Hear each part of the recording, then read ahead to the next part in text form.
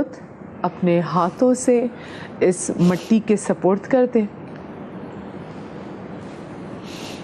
हर एक ये सादत अल्लाह हर एक को नसीब नहीं करता। और ये तो सुन्नत इमाम हुसैन है जब हम शहादत की बात करते हैं। और इमाम हुसैन और कितनी फजीलत की बात है कि जो शहीद हैं उनके इमाम हुसैन। तो हमारे इमाम भी इमाम हुसैन, लेकिन उनके भी कितनी बड़ी बात है। एक छोटी सी मैं ब्रेक ले लूँ। ब्रेक के बाद 2 और शोहदा की फैमिलीज़ हमारे साथ मौजूद होंगी। यौम दिफा पाकिस्तान उन कौम के बहादुर सपूतों के नाम जिनकी वजह से हम अपने इस मुल्क की आज़ाद फ़िज़ा में सांस ले रहे हैं। हमारे वो सपूत, हमारे वो बहादुर बेटे जो कि मुल्क का दिफा करते हुए अपनी जानों का नजराना पेश करते हैं। वो तो शहादत के रुतबे पे फाइज हो जाते हैं, लेकिन एक लहजे के लिए सोचिए उन माओं के लिए जो कि अपने बेटों को खुद अपने हाथों से तैयार करके इस वतन पे निछावर कर देती हैं। हमारे बेटे को छोटी सी कोई चोट लग जाए ना तो दिल पकड़ के बैठ जाते हैं। तो आप इन माओं का दिल देखें कि ये कितना बड़ा है और इनका रुतबा कितना बड़ा है, क्योंकि ये शहीद की माँ है, चुनी हुई माएँ हैं। ये हर एक को सादत नसीब नहीं होती। ब्रेक के बाद मेरे साथ कैप्टन हैदर अब्बास शहीद की वालिदा और उनके भाई सैयद असद अब्बास और वालिदा नुसरत ज़हरा साहिबा मौजूद हैं। अब मैं आपको अपने शो में खुशामदीद कहूँगी। और साथ में हमारे साथ कैप्टन उमर फ़ारूक शहीद, उनके वालिद हमीद साहब और साथ में उनकी वालिदा राहिला बानो हमारे साथ मौजूद हैं। आप उनकी तस्वीरें भी देख रहे हैं और इन दोनों को तमग़े वसालत मिला। दोनों बहुत जवान, दोनों की उम्र कम 24 साल।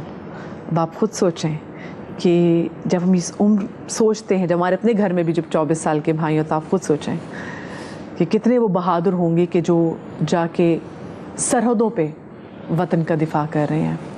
आप मुझे बताएं रहला जी, आपके जो बेटे जो हमारे उमर भाई हैं, ये बहन भाइयों में अब मुझे था कहते हुए भी ना मैं 100 बार सोचूंगी कि मुझे था नहीं कहना।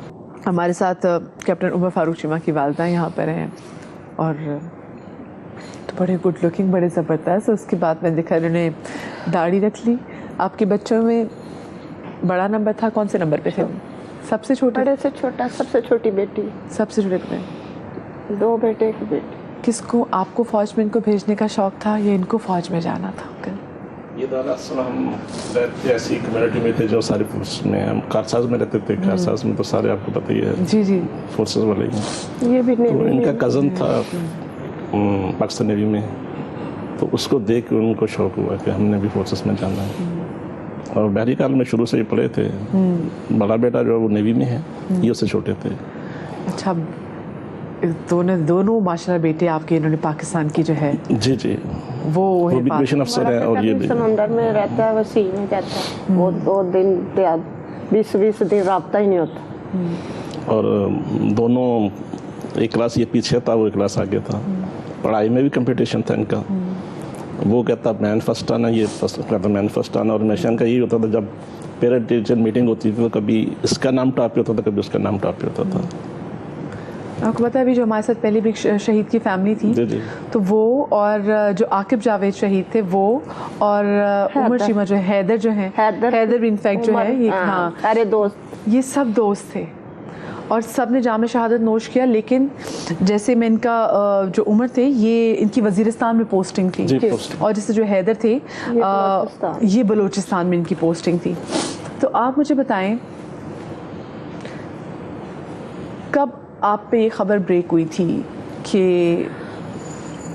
ये 14 अक्टूबर को दिन 5 बजे ना, ऐसे मेरा दिल घबरा रहा है ना, माँ हूँ ना, तो मुझे सारा दिन सुकून नहीं आ रहा। तो ये बाहर चेयर लेके बैठे हैं आदमियों के साथ, तो मेरा दिल घबरा रहा है। तो मैंने बड़े बेटा नेवी वाला जो है ना, उसको मैंने बोला बेटा मेरी उम्र से बात करा दो ना, कि सबसे मेरा यही होता था कि मेरा दिल घबरा रहा है, चलो उधर से थोड़ा मुझे तसल्ली हो जाएगी। तो कह रहे अभी अम्मी आपको क्या मसला, 7 दिन तो रह गए आने में, कोई परेशान नहीं है, कोई कुछ नहीं है। तो मैंने बोला नहीं तू बात करा। तो कह उतनी देर में ना कोई एक दोस्त था उमर का, तो वो ना नमान लड़का क्या पता नहीं क्या नाम है उसकी कॉल आ जाती है कि हसनैन बताओ उम्र किधर होता है। तो उसने बोला वज़ीरिस्तान में। उसने अगली बात नहीं की, लेकिन नेवी में भी और आर्मी में सारा पता चल गया। तो उमर शहीद हो गया। वो भी क्लास फेलो था इसका, और दोनों कोर्समेट भी थे और क्लासमेट। तो मुझे आपके बड़े बेटे हसनैन को कॉल किया। हाँ, वो भी आपस में जानते उसको ये नहीं बताया कि शहादत हो गई है। तो फिर मैं ना, मेरा उससे ज्यादा दिल घबराने लगा ना, तो मैं इनको बाहर से बुला के लेके आई हूँ खाने के बहाने के। मेरे साथ नाराज होंगे हर वक्त, तो वो ना वो आप उम्र से बात करती परेशान रहती हो। तो मैंने बोला खुदा के लिए मेरी उम्र से बात करा दे। मैं कह रही हूँ तो उधर शहादत हुई थी, उधर उम्र की शहादत हुई थी। उधर मैं इनको ना रो रो के कह रही हूँ, इन्होंने बात कराई, आगे ये बताएं। वो ऐसा होता ना कि हर रोज रात को ना उम्र से बात होती थी। दिन को बिजी रहते थे, कभी ऑपरेशन पे होते, कभी कहीं, तो उनको रात को टाइम मिलता था बात करने के लिए। तो रोजाना रात को बात होती थी। और जिस दिन वो शहीद हुए उससे पहली रात बात नहीं हुई। तो मुझे कहती है कि ना मेरी उम्र से कल भी बात नहीं हुई, तो आप ऐसा करें ना उससे मैंने बात करा दें। मैं अक्सर ये कहता था कार में ला के ना इनको तो दे देता कि ये लो अपने लाडले से बात करो। मैं ऐसे कहता था, ये लो अपने लाडले से बात करो। तो मैंने कार में लाई, तो आगे से प्रेसिडेंट आया, तो वो उनको कहता है जी ना उनके अबू हैं, हमें नहीं पता। उन्होंने बोला हाँ। तो ये मुझे कहती है पता नहीं ये क्या कह रहे हैं, आप खुद बात करें इनसे। जब मेरी उनसे बात हुई, उन्होंने बोला जी वो तो माँ थी, हम उनको नहीं बता सकते, लेकिन ये है कि आपको बहुत मुबारक हो, कैप्टन साहब शहीद हो गए। वो तो मैंने बात, मुझे पता चल, हमने खुद कॉल करके, यानी कि उधर से उनकी शहादत हो चुकी, तो वो बताना चाह रहे थे, लेकिन क्योंकि खुद इतना इस्तराब था कि मैं कॉल करनी, क्योंकि परेशान थी, माँ है। जी हाँ। बिल्कुल। तो वो फिर उन्होंने बता दिया। तो इससे एक महीना पहले उनकी यूनिट का एक और लड़का लेफ्टिनेंट नासर शहीद हो गया था। तो उसका सारा इंतज़ाम इसने किया था। तो मुझे आया छुट्टी, तो मुझे बताया कि अम्मी कोई ऐसी वैसी बात हो जाए तो डेड बॉडी बहुत देर से आती।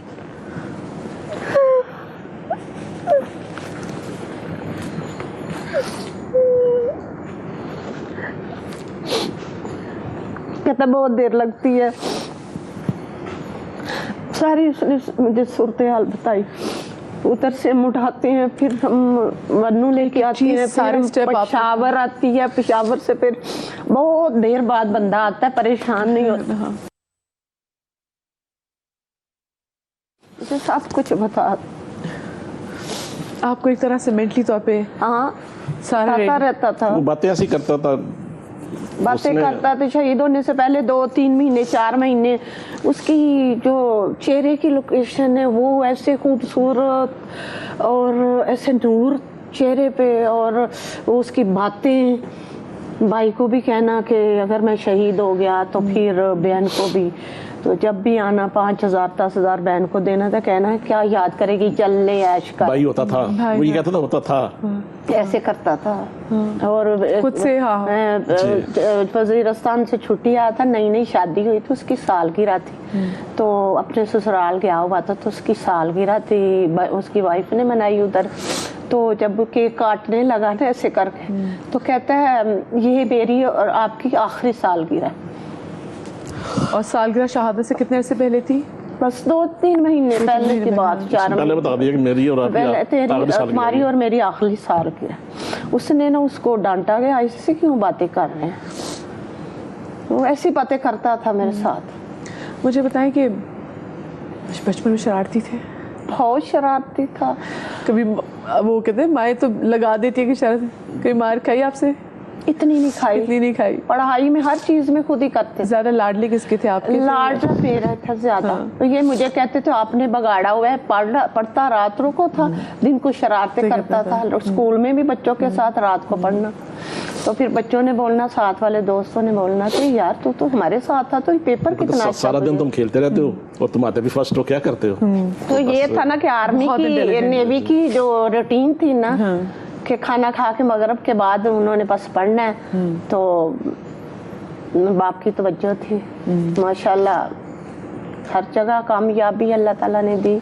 तो आपने अभी उनकी जो तमाम तर चीज़ें हैं आपने उनको अपने पास रखा? एक अलमारी बनाई हुई है हमने उसके लिए, बड़ी बहुत अच्छी सी, और उसकी सारी चीज़ें हमने उसके अंदर लगाई हुई हैं, अब तक उसका टूथपेस्ट वो भी कई चीजें उसने हमें ख्वाब में बोला था।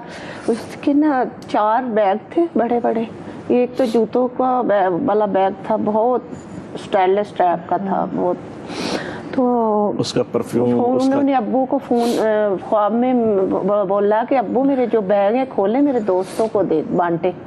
तो कुछ मैंने उनको ना एक शर्ट दी। उनकी शहादत के बाद वो ख्वाब में आए? हाँ। जी बहुत दफा, बहुत आता है। और जब ज्यादातर आते हैं तो क्या बात ज्यादा करते हैं?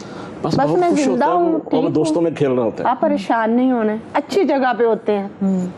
जैसे उनके दोस्त, अभी पहले भी उनके दोस्त, वो भी शहीद की फैमिली थी, अभी इनके साथ भी जो हैदरी भी हैं, ये सब दोस्त इकट्ठे होते हैं, बहुत अच्छी जगह पे। जब छुट्टी आता तो हमारे घर में ना एक समा सा बन जाता था, खुशी का, लोगों का।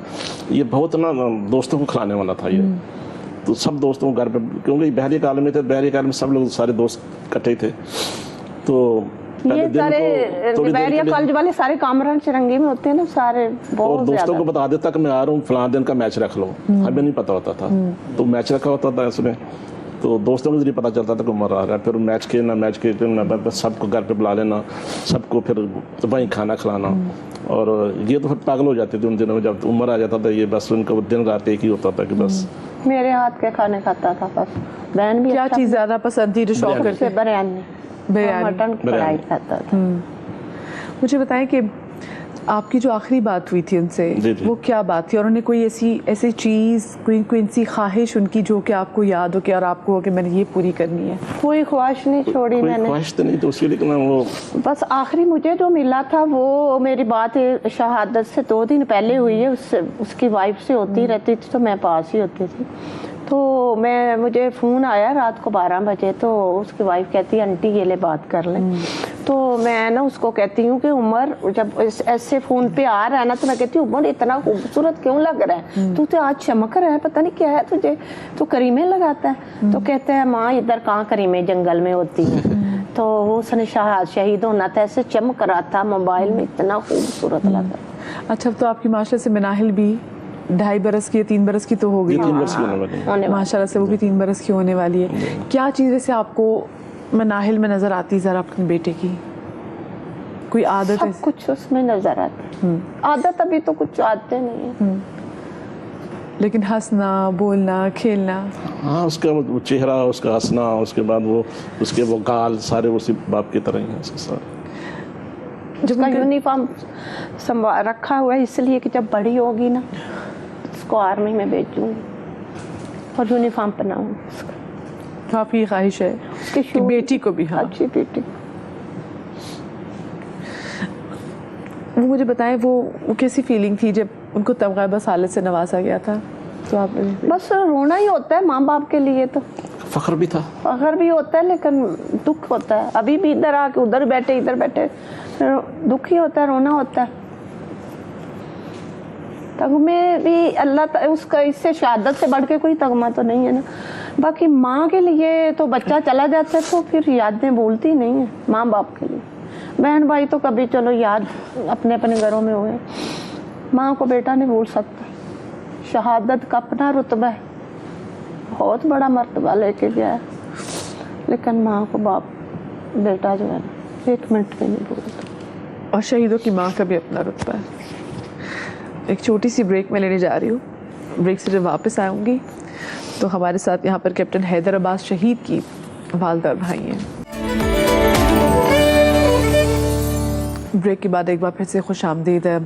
यौम दिफा पाकिस्तान पर आज हम याद कर रहे हैं मुल्क के बहादुर सपूतों को, जिन्होंने अपने वतन के दिफा के लिए अपनी जानों का नजराना पेश किया। हमारे साथ आज कैप्टन हैदर अब्बास शहीद की वालिदा और भाई भी मौजूद हैं, और इन्होंने पिछले साल 2022 में जाम शहादत नोश किया था, और इनकी जो पोस्टिंग थी वो भी बलूचिस्तान में थी, और भिम्बोरगढ़ पहाड़ पे इन्होंने जाम शहादत नोश किया था। मैं आपको शो में खुश आमदीद कहूँगी। मुझे सबसे पहले तो ये बताएं कि सबसे बड़े आपके बेटे, और जैसे हम माओं की बात कर रहे थे, जैसे मैं बात कर रही थी और आपसे बात कर रही हूँ, पहले भी जो माएँ मेरे साथ मौजूद थी, और मैं ये बात करती हूँ कि ये माओं का तो बंदों के बारे में हम कहते हैं कि बंदे बड़े बहादुर होते हैं, लेकिन ये इतना बड़ा दिल और इतना हौसला जज्बा कि आपने अपने बेटे को फौज में भेजना है, आपका ख्वाब था ये?